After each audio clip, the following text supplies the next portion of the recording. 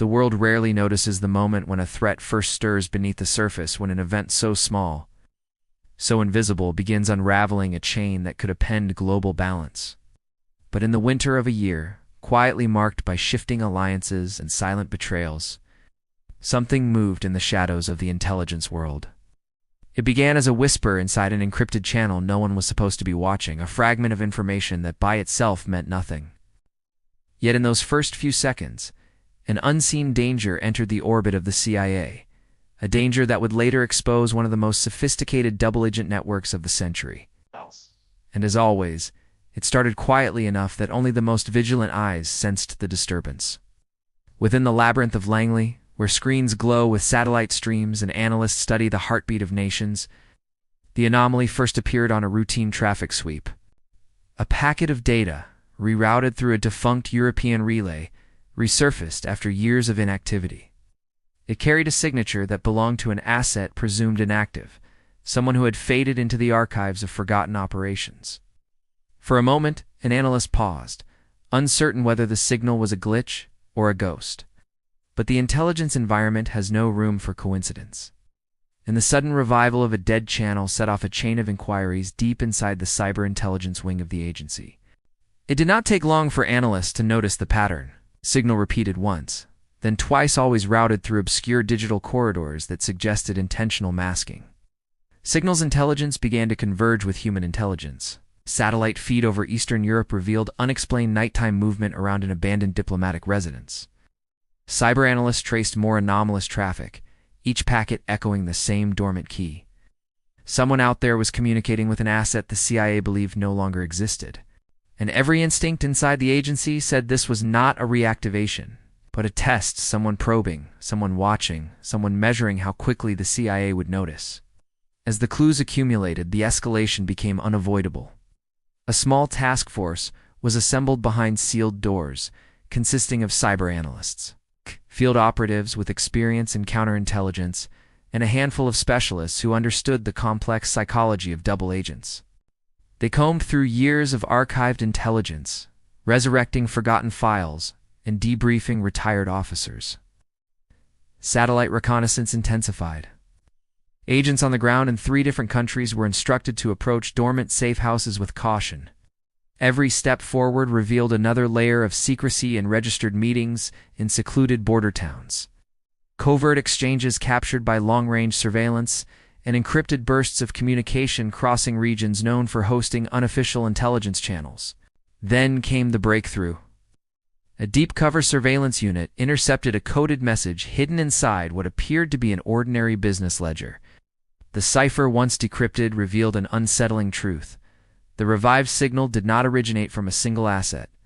It was part of a larger communication lattice used to manage multiple contacts assets embedded within Western intelligence circles. The CIA had not stumbled upon a reactivated ghost. It had uncovered fragments of a double-agent network operating beneath their radar for years, feeding sensitive information to a foreign intelligence service with near-perfect precision. The realization cut through the task force like ice. This was not a breach. It was an infiltration. Confirmation arrived with a weight that changed the tone inside Langley from concern to urgency. Satellite imagery captured the same individual appearing in different European cities within impossibly tight timeframes, confirming the existence of a clandestine courier system. Intercepted communications, layered with advanced cryptography, revealed references to internal CIA procedures known only to people with clearance. And the most damning piece came from a deep-cover operative who risked exposure to send a final message. The network had embedded sources in places the CIA had never suspected. People who had been feeding sanitized intelligence to both sides for years, shaping geopolitical outcomes with masterful subtlety. The CIA response unfolded with the precision of a silent war. A covert cyber infiltration targeted the communication lattice, inserting deceptive packets designed to mislead handlers and distort the flow of intelligence. At the same time, surveillance units shadowed suspected intermediaries, mapping their movements, identifying their contacts, and isolating their meeting points. Independent field teams were deployed to secure safe houses believed to be compromised, while counterintelligence officers initiated quiet audits of internal processes to identify unusual access patterns. Every action was cloaked in secrecy. No one outside the task force knew the operation existed.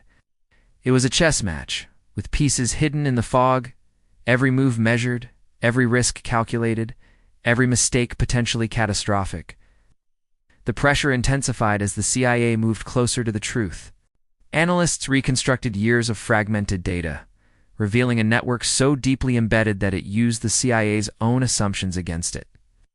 The double agents operated like ghosts, interacting only with cutouts and digital facades, never exposing a direct line to their handlers. But the agency's silent offensive was working. Subtle disruption in the network's communication flow forced one of the couriers to break protocol. His deviation led surveillance teams to an encrypted archival vault inside a private corporation and intelligence front masquerading as a technology contractor. Inside, a trove of encrypted files mapped the movements, drop points, and identities of several double agents. And then, the climax arrived with a discovery so sharp, it reshaped the entire operation. One of the embedded agents was not an external infiltrator, but a long-trusted liaison who had access to insurgency briefings. The double-agent network had been operating under the cover of official cooperation, using diplomatic channels to siphon intelligence without raising suspicion. This revelation detonated inside the task force. It explained the flawless timing, the precise leaks, the uncanny accuracy of the Foreign Intelligence Service. The network had not simply infiltrated the CIA from the outside, it had built itself from within.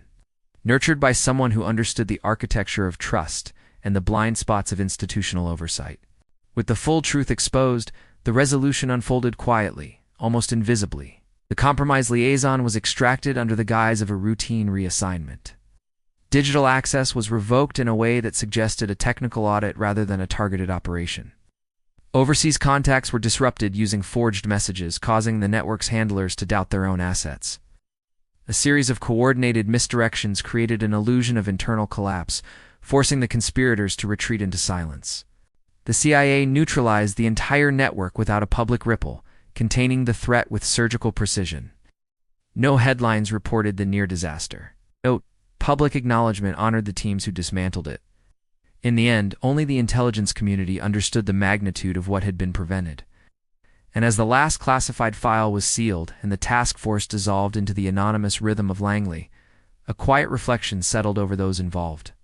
Intelligence work is built on battles the world will never see, wars, fought in coded bursts of data. In the shadows of satellite orbits, in the silence of rooms where doubt is a constant companion, the agents who defend the balance of global power move without recognition, confronting dangers designed to never be discovered.